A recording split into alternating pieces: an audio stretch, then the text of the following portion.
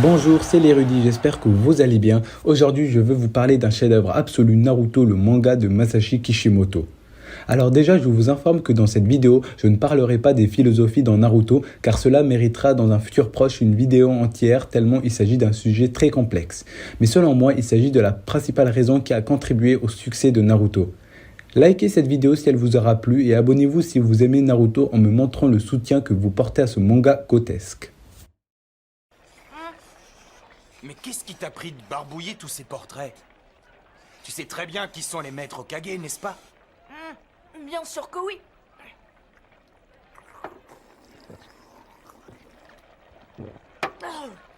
Tout le monde connaît leur histoire. Ils ont reçu le titre de Hokage parce que c'était les ninjas les plus forts. Ça, je le sais. Je connais également l'histoire du 4e Hokage. C'était un héros qui a sauvé notre village du démon renard à 9 queues. Alors pourquoi as-tu fait ça? Parce qu'un jour, je deviendrai un Hokage moi aussi. Je serai le plus grand Hokage de tous les temps. Je les surpasserai tous. Comme ça, tout le monde sera obligé de m'accepter et de me respecter. Le succès de Naruto s'explique déjà par l'univers de Naruto qui est absolument parfait. L'idée de faire un manga sur des shinobi, en gros des ninjas japonais, est ingénue. Les ninjas ont des flots stratosphériques et sont aussi mystérieux, mais ils sont surtout très appréciés du public. Et ce point est vraiment essentiel. Les ninjas touchent un vaste public. Par exemple, faire un manga sur les samouraïs ne toucherait majoritairement qu'un public japonais et non le reste du monde dû à la culture japonaise. Mais les ninjas sont connus et aimés à travers le monde. Pour ceux qui ne le savent pas, le shinobi n'est pas le ninja vêtu de noir, maître absolu du combat et doté de pouvoirs surnaturels comme dans les légendes. Le shinobi est un mercenaire qui pratique des techniques d'espionnage, de survie et de combat ancestral appelées ninjutsu. Son rôle se résumait juste à rapporter des informations ou voler des plans sans se faire remarquer au cours de missions de renseignement. Toutefois, on pouvait aussi lui confier des opérations secrètes de sabotage et même de meurtre. Véritables maîtres de l'embuscade, les shinobi surprenaient l'ennemi avec leur attirail et leurs tactiques innovantes. En plus de leur maîtrise parfaite des arts martiaux, ils avaient toute une panoplie d'armes. Toujours dans un souci de camouflage, la plupart étaient des outils agricoles détournés. Nous avons par exemple les shurikens, les kunai, les nunchaku ou encore les serbakans. On peut voir que Kishimoto s'inspire grandement de la réalité sur les shinobi en utilisant par exemple les shurikens, les kunai ou encore le terme de ninjutsu dans son manga. Naruto est vraiment le premier manga à créer un univers sur les ninjas. C'est notamment grâce à cette œuvre que les ninjas sont toujours aussi populaires malgré leur discrétion. Donc en résumé, c'est parce que les ninjas sont trop classe. La notion des ninjas me permettra d'introduire l'un des points forts du manga de Naruto qui est l'apparence physique des personnages et leur caractère.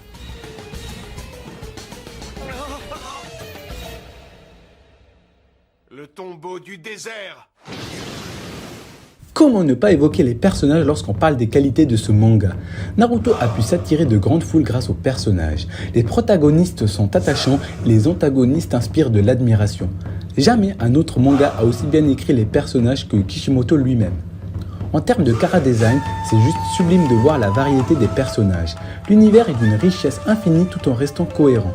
Les personnages ne sont pas seulement variés sur le plan du design, mais s'imposent également par leur personnalité différente, marquée et très intéressante. Par exemple, Itachi, un personnage unique en son genre, est très apprécié des fans de Naruto.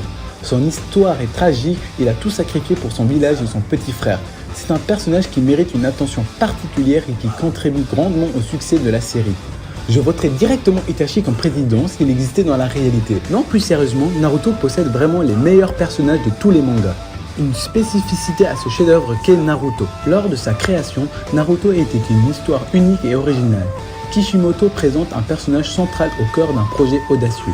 En effet, en dépit de son jeune âge, Naruto ambitionne de devenir le Hokage de son village. Habité par un démon du nom de Kyuubi, le jeune enfant était méprisé par ses concitoyens, mais il a su transformer sa solitude en détermination pour enfin réaliser son plus grand rêve. Cette force de caractère de Naruto est à la base de toute l'admiration que lui voue le public. Oui bon, elle n'est plus si unique que ça. Maintenant, on ne voit que des démons scellés à l'intérieur du protagoniste. Mais Naruto est une des, si ce n'est la première œuvre connue qui a créé ce concept. Les combats ont été sublimés par le mangaka et le studio d'animation. Contrairement aux autres séries animées, les scènes de combat dans Naruto sont très bien représentées. Elles sont rapides avec pleines de tactiques et de stratégies. Par ailleurs, les animations sont à couper le souffle, ce qui rend les combats beaucoup plus intéressants. De plus, le suspense reste toujours présent, ce qui maintient le lecteur en haleine et le pousse à tourner les pages pour connaître la suite. Dans le manga, le dessin est particulièrement beau, plusieurs shonen ne sont pas aussi joliment dessinés. Le concurrent super populaire One Piece est un peu moins joli par exemple.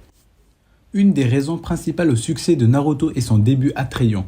La première impression pour un manga est vitale.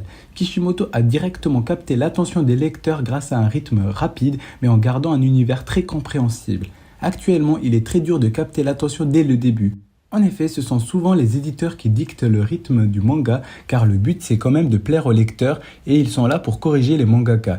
Ici, Kishimoto a su répondre aux attentes des lecteurs désireux d'en apprendre plus sur le monde extérieur à Konoha. Le manga débute directement par l'examen à l'académie. Naruto parvient à évoluer dès le début du manga en maîtrisant le multiclonage. Les équipes se forment assez rapidement. La première mission à l'extérieur, plus précisément au pays des vagues, nous fait directement plonger dans le monde dangereux des ninjas. Tout cela après seulement 6 épisodes. Puis on enchaînera en montant d'un cran avec l'arc de l'examen des Chunin, un des arcs les plus populaires de tout le manga. Les morts ont aussi joué un rôle dans le succès de Naruto. Dans la continuité de mon exemple précédent, prenons le même exemple dans l'arc du pays des vagues.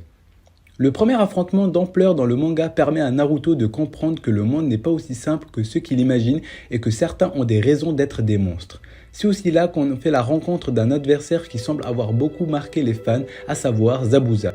Car au-delà de son design excellent et de sa violence sans pitié, ce personnage arrive à être très touchant par son destin tragique. En effet, alors que dans un premier temps il est présenté comme un assassin sans pitié, laissant même Aku se sacrifier pour le protéger, on se rendra finalement compte qu'il ressentait des sentiments vraiment forts envers son disciple. De ce fait, les larmes de ce monstre ont une valeur symbolique extrêmement forte puisqu'elles nous font comprendre et en même temps à Naruto que les choses sont complexes et que même les pires tueurs ont des sentiments et ressentent de l'amour pour certaines personnes. L'auteur ne craint pas aussi de faire mourir ses personnages. La vision du monde shinobi de Naruto a changé après la mort de Zabuza. Il se questionne sur l'essence même d'un ninja et se remet en question. Il comprend l'existence de l'injustice dans le monde et ne peut absolument rien faire malgré ses efforts. Il promet de changer le système établi des ninjas en devenant Hokage. Et heureusement il y parvient dans Boruto.